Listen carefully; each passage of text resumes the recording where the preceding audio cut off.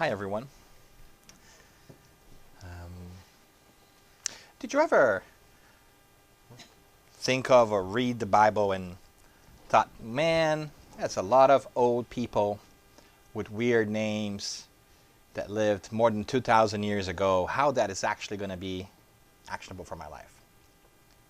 Maybe you haven't, but I used to do that quite a bit when I was younger. And it was only more recently, in my very young years, that I have come to really appreciate the wisdom, what I call the wisdom of the gospel, which are these age-old stories that were told and that really can be very meaningful and very practical for our daily lives right now. And one of those is Martha and Mary's story, which I think most of us are familiar. But I would love to revisit that a little bit with you because I think there's quite a bit that we can unpack there today so that it can be applicable to our lives. Would that be okay with you? We hope to do that for about 45 minutes or so. And then if you're willing, we can engage in some comments and questions as well. But that's the plan for today. Does that make sense? Yes. Okay. All right. I'm Dan Sisi. Thank you so much for inviting me. I'm so glad to be here. It's really exciting to get to see you every once in a while and hear about the wonderful things you're doing, because it is very uplifting for me to realize that there are wonderful people in many different parts of the world trying to do the same thing that I'm trying to do, which is just to understand things a little bit better every day, and at the same time learn and grow. Right? So thank you. Thank you for that. Yeah. We might need to untangle that a little bit. We have a little bit of a light issue going on, but we all need light in our lives. So we are going to deal with that. So Martha, Mary, and us. Who's heard the story before? Do you remember the story? I'm going to summarize it for you. The story is simple. It actually comes from 4 little verses. That's all that story is in the New Testament, in the Bible. And you might remember that the Bible is really, for us, Christians are divided into 2 big parts, the Old Testament and the New Testament. And the New Testament really has to do with Jesus. And in that we have 4 Gospels, Mark, Matthew, Luke, and John, that tell almost the same stories, which is wonderful because we have different witnesses telling us different things. Then we have, the Apocalypse, the Act of the Apostles, and then we have a bunch of letters. Because back in the day, they didn't have email, so they had to write letters to the different people trying to understand what's going on.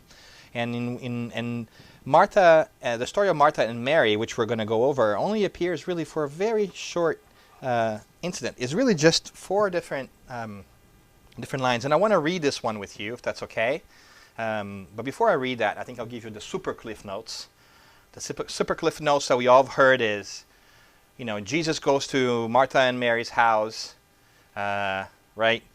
One of them is listening to Jesus the whole time. The other one's cleaning the house. And then the one that's cleaning the house goes to Jesus and says, hey, can't you tell my sister to come help me out? Because here I am doing all the stuff by myself. And Jesus says, actually the other one got the best part, right?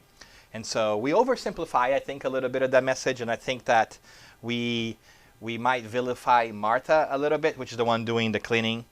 And we just think, oh, Martha is just a little bit ditzy. She just doesn't understand and get it. But today, I hope to present to you a different Martha. And to do that, to show how Martha might be a little bit different than what we first think she is, we can go through the four different verses. We're going to break them apart and talk about a couple of things. Does that work? All right. All right. So let's read this together because it's very short, right? And this appears in the Gospel of Luke, chapter 10, verses 38 to 42 of the New Testament. And he goes, as Jesus and his disciples were on their way, he came to a village where a woman named Martha opened her home to him. So she's traveling, and they get to her house, right? She had a sister called Mary, who sat at the Lord's feet, listening to what he said.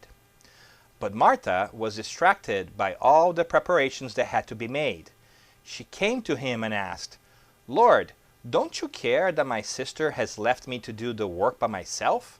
Tell her to help me."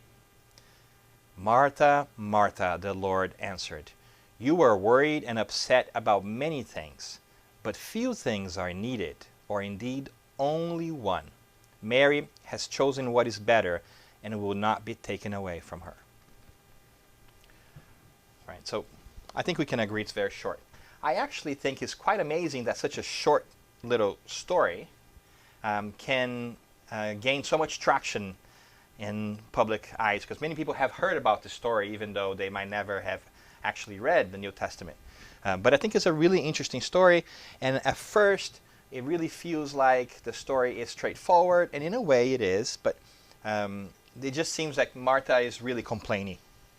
She's just saying, you know, kind of weird, because she's actually going to Jesus and says, "Tell her to help me clean or feed people," right? And Jesus very politely says, "Well, there's more to this.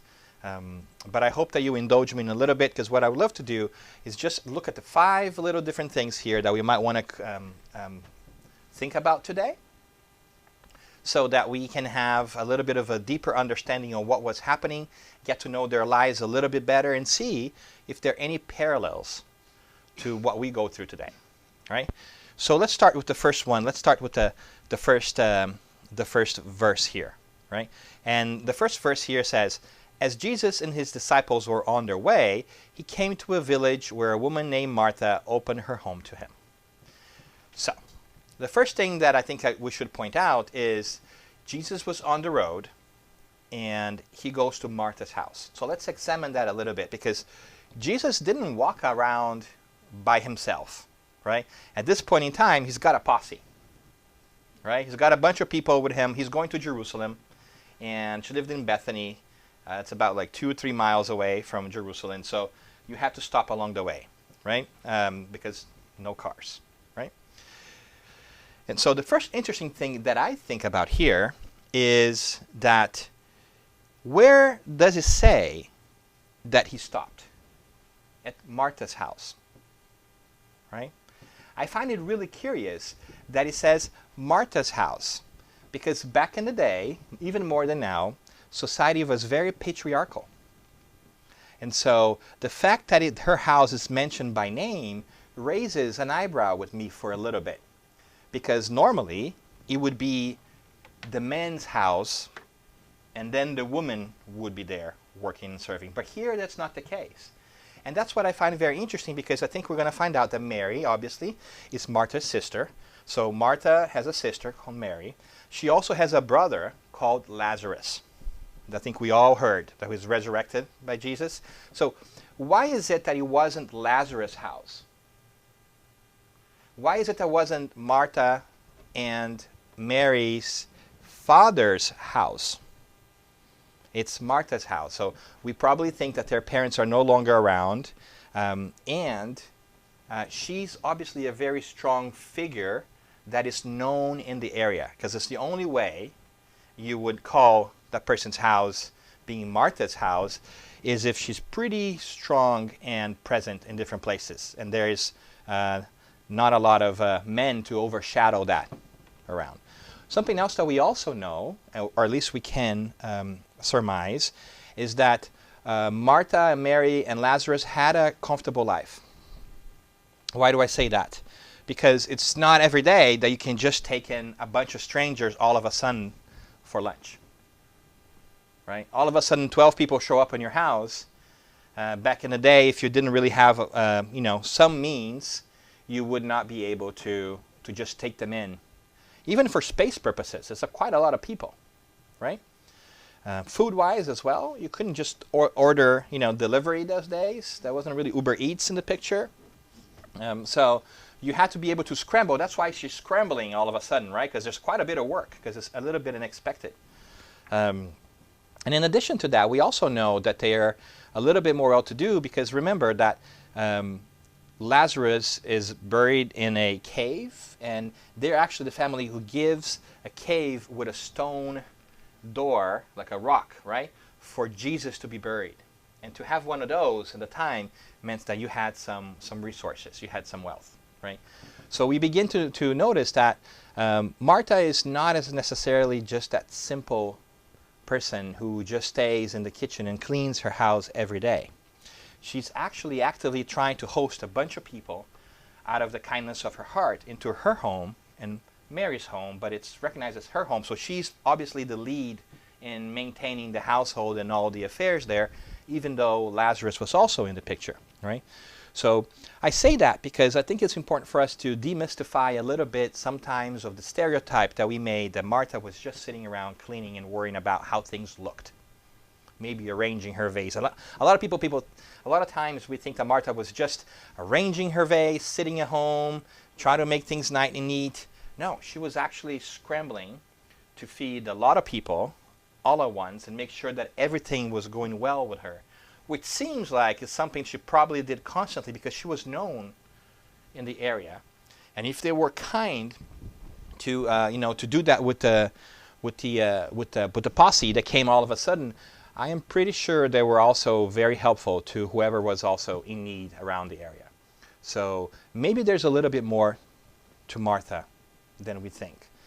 And the question that comes to my mind when I start thinking about all of this is,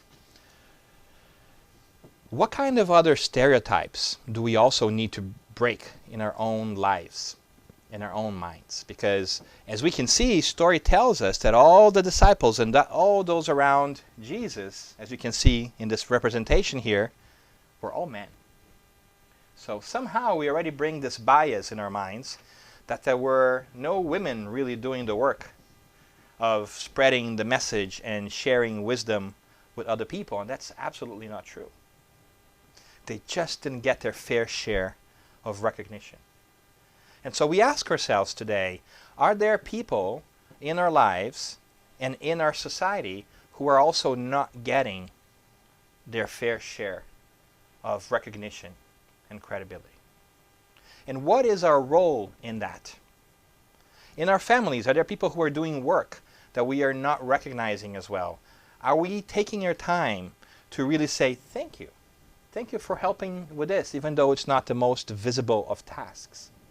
Thank you for helping us make sure that this route runs smoothly.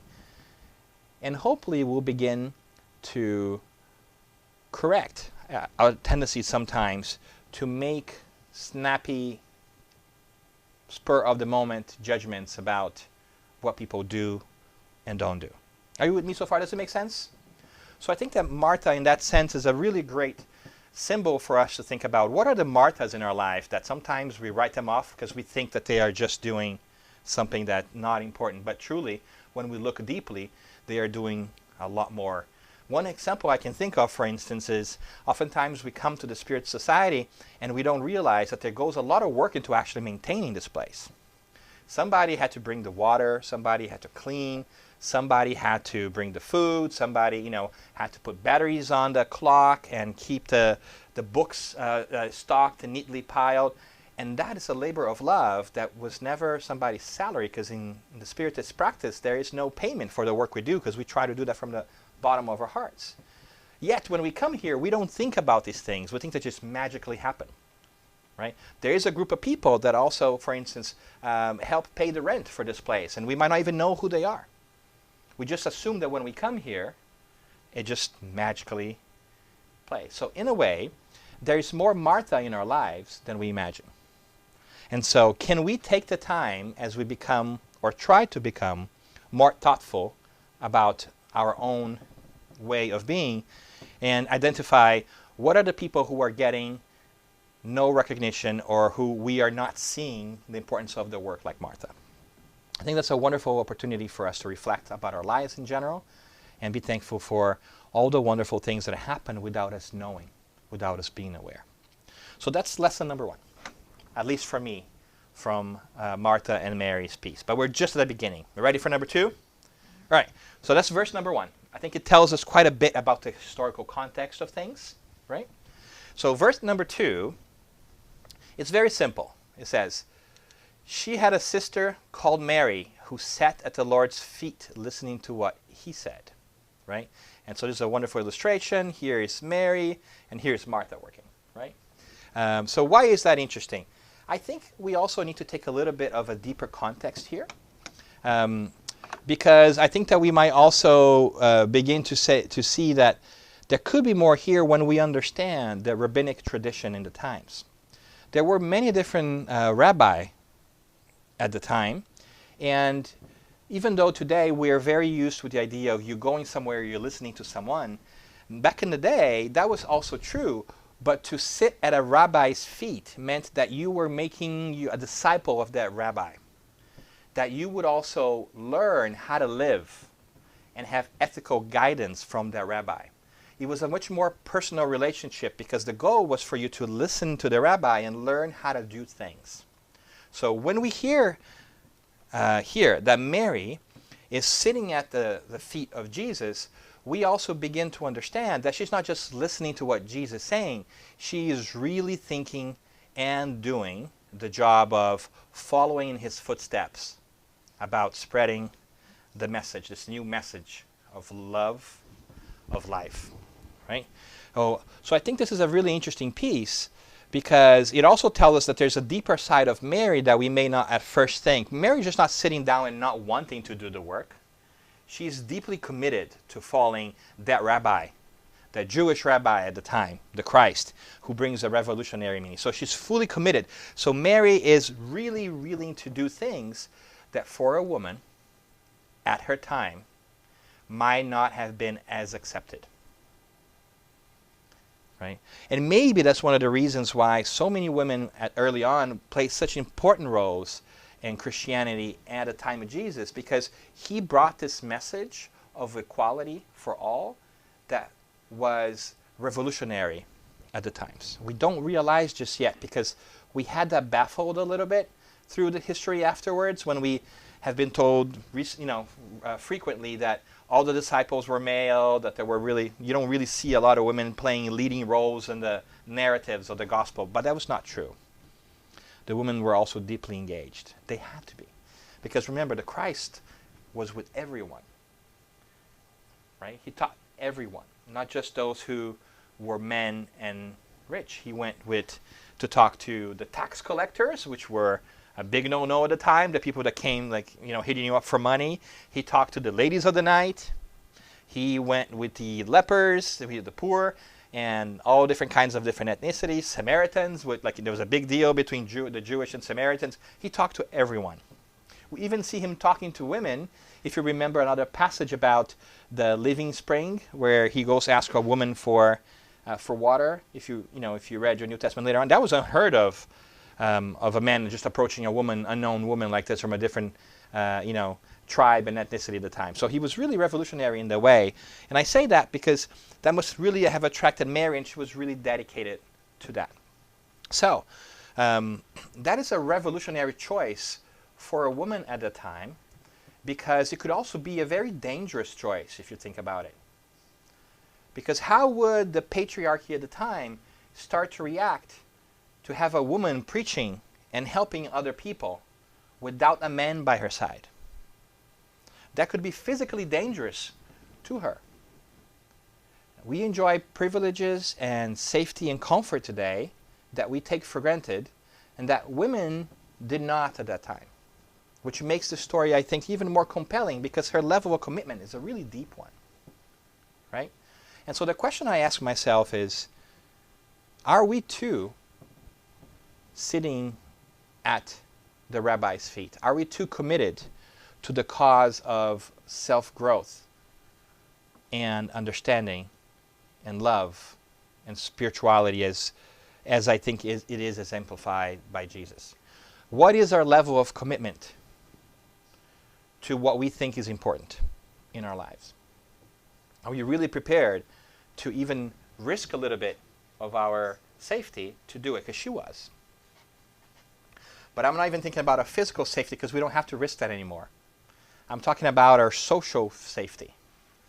Are we afraid of being perceived as pariah because all of a sudden we are maybe saying that we believe in these things? And that's a question that resonates through my mind quite a bit. Are we choosing to sit at the feet of whatever it is that we believe and follow that? Or are we sitting there only when it's convenient, when people are not looking? Right? So I think that's an important and really difficult question that echoes through the times. I'm not saying go shouting from the mountaintops about what you believe in. I'm saying, are we standing by what we believe at all times? This is not an accusation whatsoever. This is really just a questioning, because I ask myself that question quite sometimes about it. And if we are great, if we're not great as well, it's more of a moment of reflection so that we decide what is most important to us. Right? You with me so far? So I think that the sitting at the Lord's feet piece is a really interesting one, because it leads us the question to, would we also sit at his feet? Are we sitting at his feet today? What kind of commitment and level of dedication do we have to practicing, not just listening? Because she wasn't just listening, she's also practicing. Or practicing these things that we learn about. Because it will do us little good to listen about it and walk out those doors and not try to be a better person.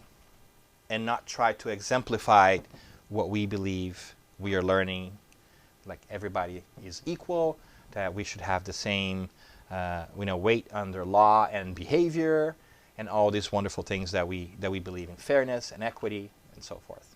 So important questions, I think. And I think that's what the second verse brings to me. It's such a short verse, but at the same time such a powerful one. Should we go to number 3? Yeah. All right. So let's go to the another one. This is also a really important lesson, I think. And then he goes.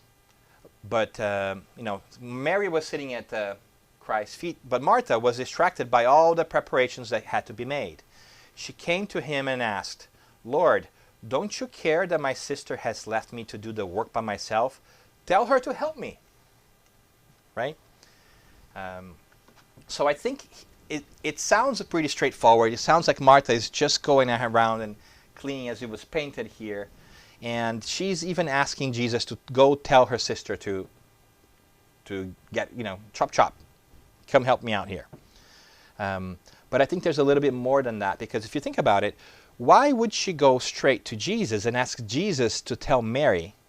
Why wouldn't she go to Mary straight away and say, "Mary, come help me out"? I think it's because she has already gone to Mary. And Mary is steadfast, dedicated to serving Jesus. I think that Martha, knowing very well how the world worked, and being very involved in being kind to everybody in the neighborhood and helping out, because I don't think she was just sitting at home. I don't think she could do that. She was such a busy bee. She's always working and trying to help. I think she's saying, "Jesus, can you tell Mary to stop sitting at your feet and thinking about going out and preaching, because I'm worried about her. I'm worried about her safety, because she's my sister." Right? What, can she also come and get involved in the works that I do so we can do it together? So I think there's a deeper part of Martha here that gets a bad rap, that we think she's just a little bit selfish and she just really cares about the home. I think it's deeper than that. I think she's saying, "Jesus, can you help her understand that the role of women in this time is to do works in a different way, not in a visible way. Tell her to do that, because I'm worried that she will get hurt if she does it publicly." And at the same time, I also think that there is a little bit of a tinge of worry about doing the work of helping others alone. I do think that Martha has a little, because obviously she cares about her sister.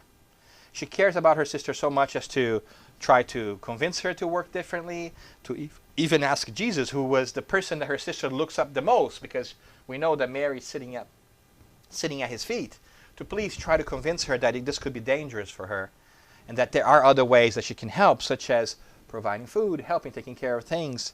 But I also feel that a question that we should reflect upon here too is, are we also afraid of serving by ourselves? Are we also afraid of going it alone? I think that all of us want and like companionship. And we love to be with other people, and if we can work on wonderful things together, that is wonderful. But there are moments in our lives, and perhaps the most important ones, where we have to go through difficult situations by ourselves. Even when we are with a lot of people surrounding us, we may going through struggles that are deeply personal that nobody will understand but ourselves. So we can be in the crowd and still be lonely. The opposite's also true. We can be lonely and feel connected to others, but oftentimes I think we struggle with the idea that we really would like somebody to hold our hand to all the challenges of life. And yes, they are, but we need to go through those challenges ourselves, because those challenges are unique to us. They are unique to our needs. And that even before we came down to this physical body and to this life that we potentially helped plan, we understood that there were some key moments, some difficult moments that we now forget, that we would have to do it alone so that we can have the merit of tackling them, achieving them, and feeling great about learning the lessons that we need to learn afterwards. And I think the greatest example of that is Christ himself. When he came down to it, he had a very lonely life, if you think about it, because he came to help us, but nobody really understood what he was doing. Nobody fully understood the degree, I think, at the time, or very little people, of the depth of his spiritual magnitude. And I think that's symbolized by him having to carry his cross alone. Very few people, indeed we're told only basically one person, try to actually help him carry his cross when he was going through the painful process of the Via Crucis. Right?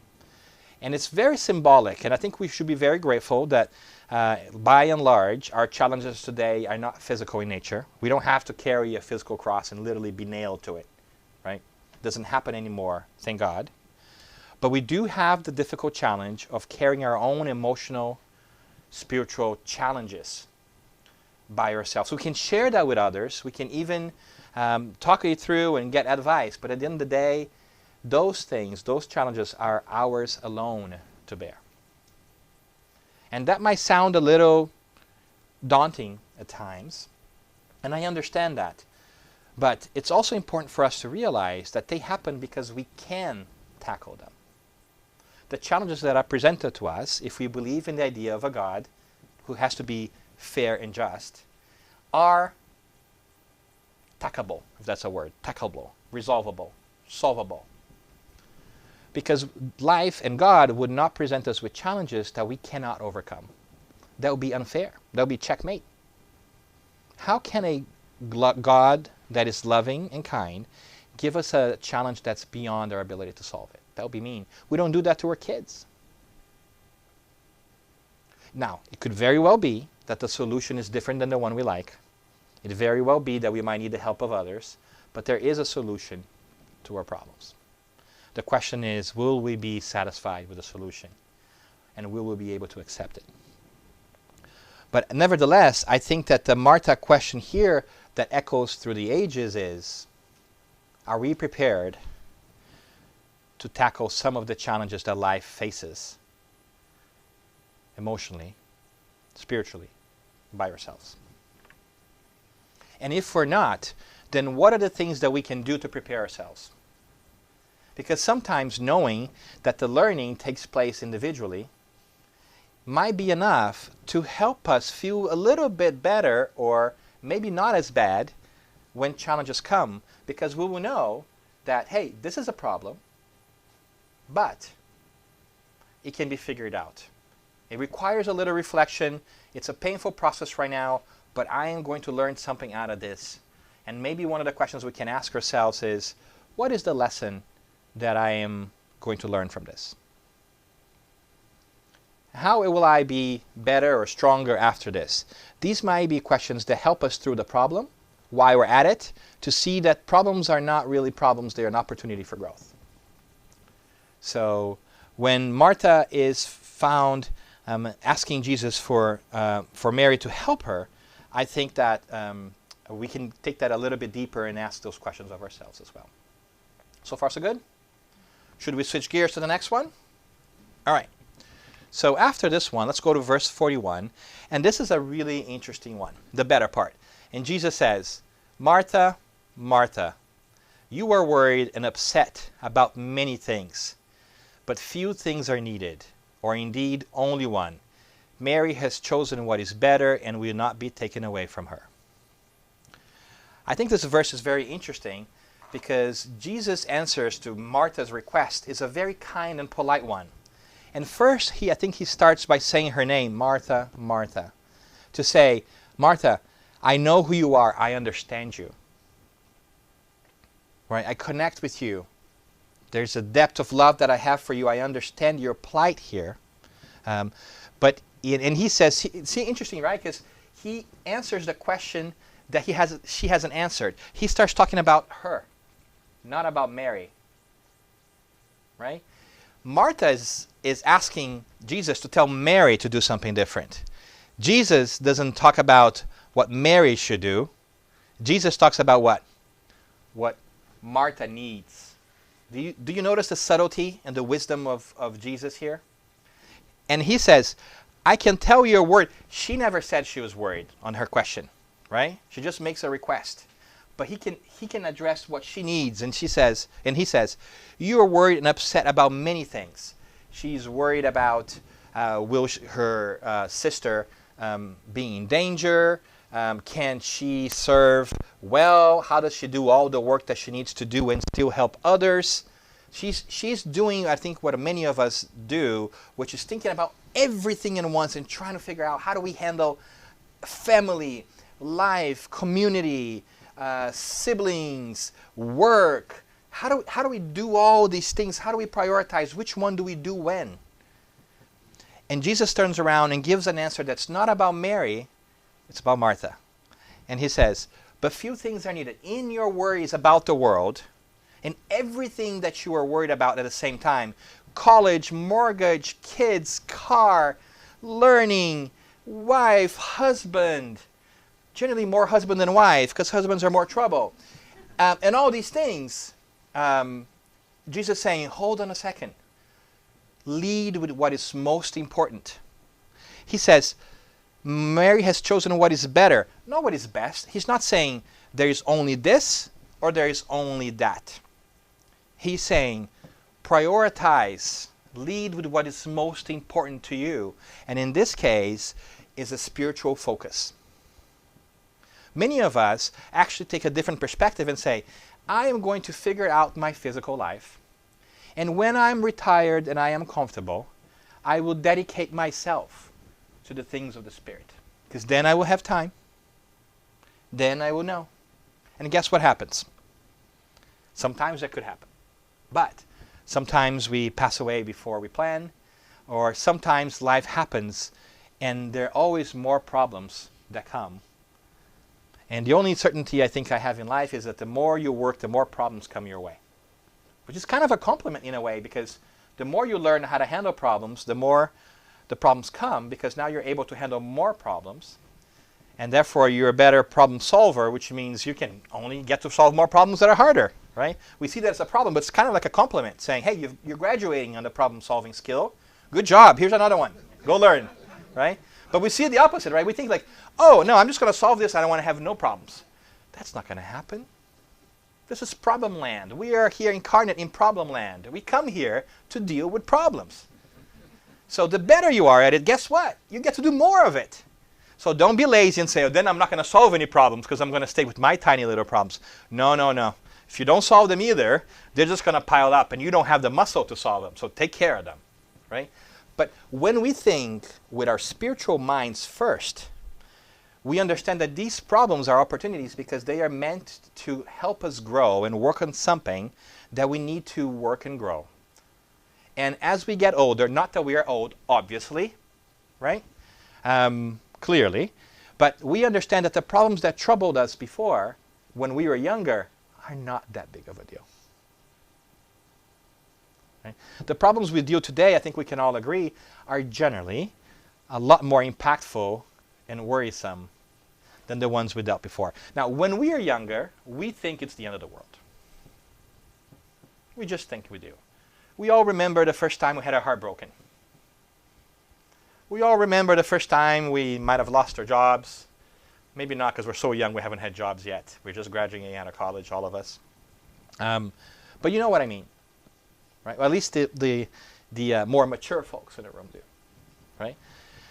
So the better part is a subtle reminder to us that yes, we have to tackle the things of the world. Yes, we have to deal with our mortgage and with work and school and relationships, right? Especially in relationships are a big one to all of us, right? Yes to all of that. But we should lead not with the idea of, let me figure it out in material piece. Let me get a good job and make some good money, and then I worry about being a better person.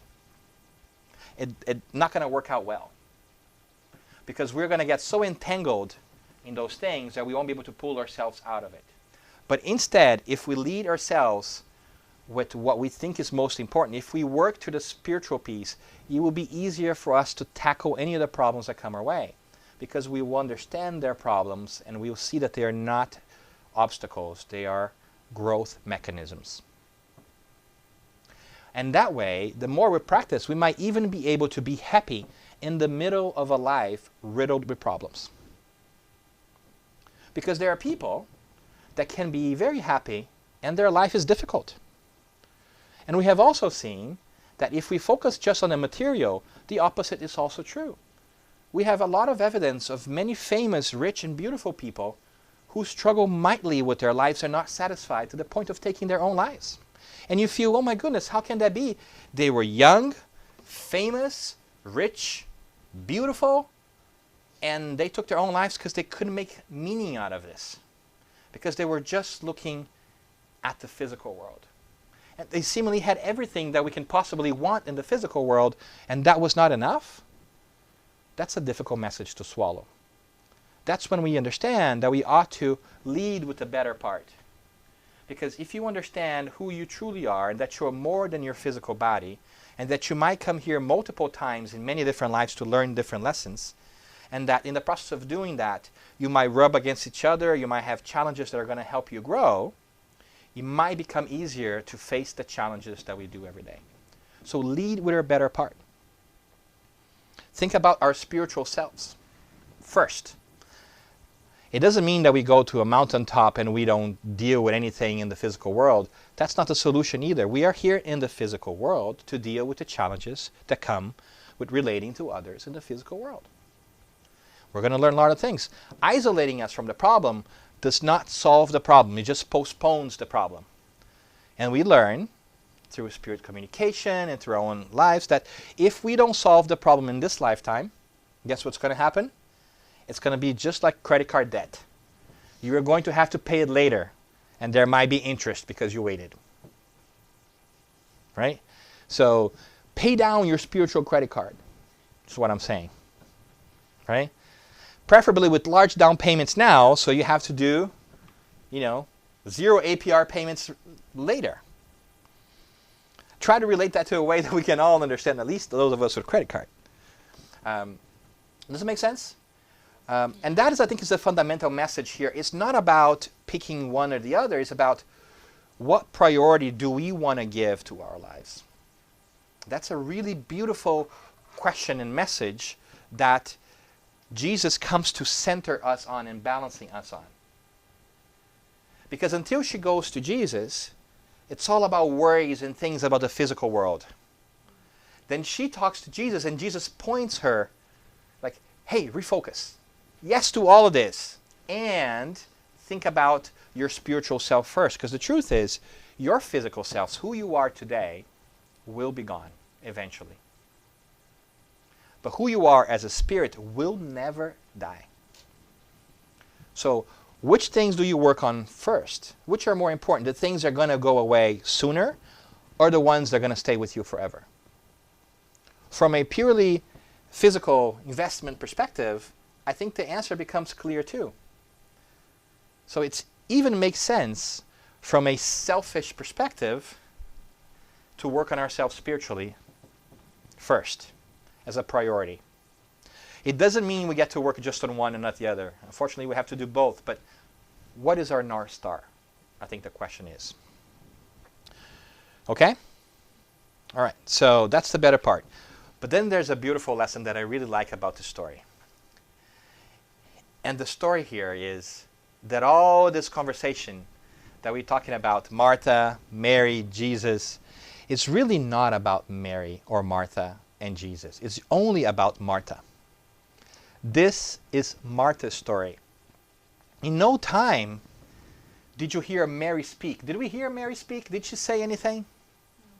This is not Martha and Mary. This is Martha's story.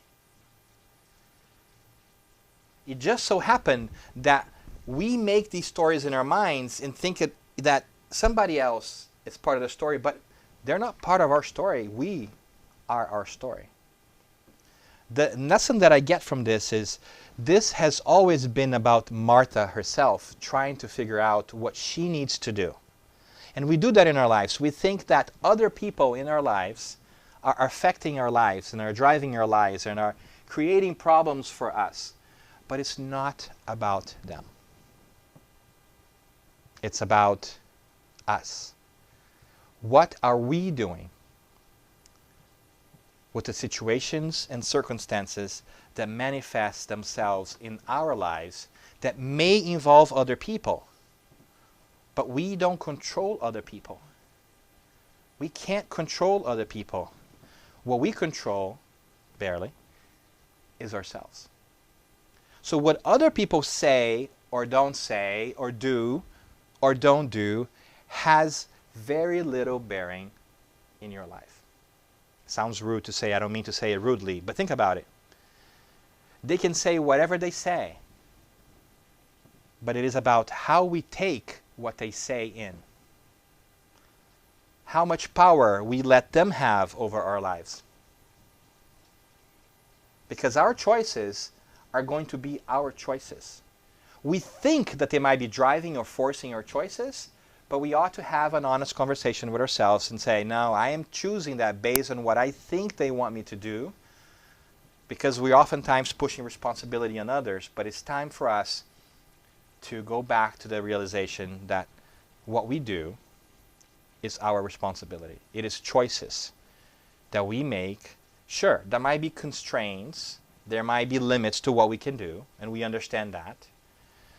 But ultimately, it is us who has to decide what is it that we want to do. So the question that comes to me is, what kind of stories are we making in our minds about our lives and about how other people are affecting us in our lives? What is it that we should do or can do or could do to regain that sense that we are in control of our lives, or at least part of it, right? As in what we can do. Because we also have to be okay with the idea that there are things outside of our control. I can't control what you're going to do. You can't control what I'm going to do. We try. In relationships early on too, we try all the time. We just want people to act a certain way. The truth is, the problem is not me. The problem is you people. We all think about it that way, right? If only all of you did what I want you to do, the world would be such a better place for me. But can we learn to be happy with who we are and where we are and what we have, no matter where, with whom, or what we have? I think that's the lesson of the spiritual peace that comes to us, because when we understand that it's our story, that we can make the decisions that we need to make, and that everything else around us is also temporary, we might become more empowered to think about things spiritually like Jesus asked us to. If we remind ourselves, and remember that we are spiritual beings first and physical beings second, then we might be able to zoom out and say, I'm put in this difficult situation. I know it's temporary. I am not going to take this too personal. Taking a little personal, it's okay because it's happening to you. Right? I am trying not to take this too personal. I'm not going to let this paralyze me, and I'm not going to let other people behaviors dictate how I want to be or who I want to be. Because sometimes we give them more power than we really ought to, right? And I'm going to try to make the best decisions I can, Not for what's best for me right now in this moment only, but what is best for me in the long term. And in the long term, it's better for me to develop myself spiritually and remind myself of what really matters and what will last forever. And I think for us in Spiritism, we have even great validation of that because we have been very blessed with a great understanding of what mediumship looks like. So what do I say by that? Because mediumship has enabled us to constantly and frequently have contact with the spirit world and learn firsthand, for those who have lived here and now are in the spiritual realm, about how they behaved in their lives and what consequences that yielded. They come and tell us on a weekly basis on our mediumship meetings about how they made choices in the past that hurt them and now they feel guilty about it, or that helped them and now that they feel great about it. And in fact, if you want to hear more about that, you can read a wonderful book called Heaven and Hell by Allan Kardec, which I call the Spiritist soap opera, because the first part is like a lot of theoretical catching up in case you're just starting right there. So it's the scenes from previous episodes, right? If you're catching the series halfway, you can read the first part and kind of catch up on all the ideas, the concepts, God, justice. And if you are just jumping in and you didn't do the books in order, which you don't have to, it's nice, you can just see stories of spirits who are communicating and saying, my name is so-and-so, I lived this life, and now I am, I'm regretful of these things I've done, or and I've done these things, and I am feeling great right now because my conscience is clean. Even though it was hard over there when I make these decisions, now I feel really great because this. So that's one reading there. But you see what I mean? I think the point here is that the story of Martha and Mary is a wonderful one because it reminds us that even in such short little passages of 4 verses, there could be so much wisdom that is triggered by the presence of Jesus Christ, which I here use as a symbol for spirituality and God in our lives. When we inject a little bit of that wisdom that comes from Jesus in just one sentence, he helps us refocus the way we think about all our challenges that Martha was. And Martha is symbolizing us in many different ways there. That we are dealing with all the challenges of the world that people outside of ourselves might not even understand and realize, much the same way that I think that oftentimes when we read this, we don't really see Martha's depth. We just take it for granted because we're not taking the time to know her. Much the same way we don't take the time sometimes to know other people, and other people, frankly, also don't take the time to know us. And it's sort of the problem of our times, isn't it? We just write people off. We don't even care about what they think. We don't take the time to ask. They say something and we just label them and we move on. But that's a different conversation. But my point is that once we have this incredible presence of wisdom and love in our lives, symbolized by the words of our older spiritual brother, Jesus, and we begin to think and align our thought processes with the spiritual piece and understand that we are immortal beings first, we can start to help ourselves organize our physical lives in a way that it won't be as painful and as difficult. But we know we're still going to have challenges. We have to, because that's how we grow. But we only can think about that when we understand that we are growing spiritually beyond just one lifetime. Otherwise, it gets tricky for us to handle oftentimes the challenges we are faced with now, because they can be big for some people. Right? But when we do, our minds are put a little bit at ease, and then we realize that indeed there's a lot of things going on for us that we don't think about. But there's a lot of love in our lives. There's a lot of people who are helping us from this side of life and from the spiritual side of life go through all these things that even though we feel alone, there are many voices who are whispering and cheering us on. They just can't be manifested all the time because we need to do these things by ourselves because that's how we learn. But our spiritual cheerleaders are there. Much the same way, we don't stop loving those who are near us and who lose their physical body, who die, as we call them. They don't stop loving us from the other side either. And if you think about it, I like to repeat this, there is more love from us than we imagine because we don't remember all the people that we have lived with in different lives before. But it doesn't mean that they don't love us. So in many ways, the love that comes from the other side to us is incredibly far-reaching, wide, and strong. We just don't remember that, so we think it's not there because we're not thinking with our spiritual brains. But when we do, you might take a moment and say, wow, I am actually deeply loved and blessed, no matter where I am, because I will always have love. I will always have people who care for me, no matter the circumstances that I face now. And all the circumstances I face now are temporary. And so I think it's a wonderful message that Martha leaves us with, because this is Martha's story that we just read, but it's also our story. We are a little bit of Martha. We are a little bit of Mary. And we have a little bit of Jesus in us too. We have our conscience to help us rethink and know what is it that we need to focus on. We just need to stop and ask ourselves those questions and give ourselves a moment of reflection. And when in doubt, we can always pray and help and ask for help and guidance. So I think it's a wonderful thing. And if you ask me, if we see Martha again in the gospel, we do one more time.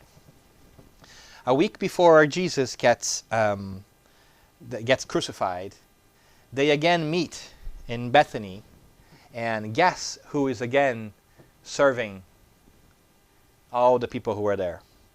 What could only have been a very loving and caring meal. It's Martha. It's the only other piece that we hear of her again. Which means, given our own bias of the time, that, to me at least, that she hadn't stopped working. And I like to think that the special meeting with Jesus that day was one that transformed her life. And we see that because there are no mention of her, it's probably quite possible that she was doing a good job. Because sometimes people only like to mention us when they have an issue with us, especially when they're biased. But the work that we do gets noticed, and I'm sure that Martha is in an incredibly better place today than she was when she first started a conversation with Jesus. And we hope that more and more she and her example can come to us and remind us that we are a little bit of Martha too, and that's a blessing.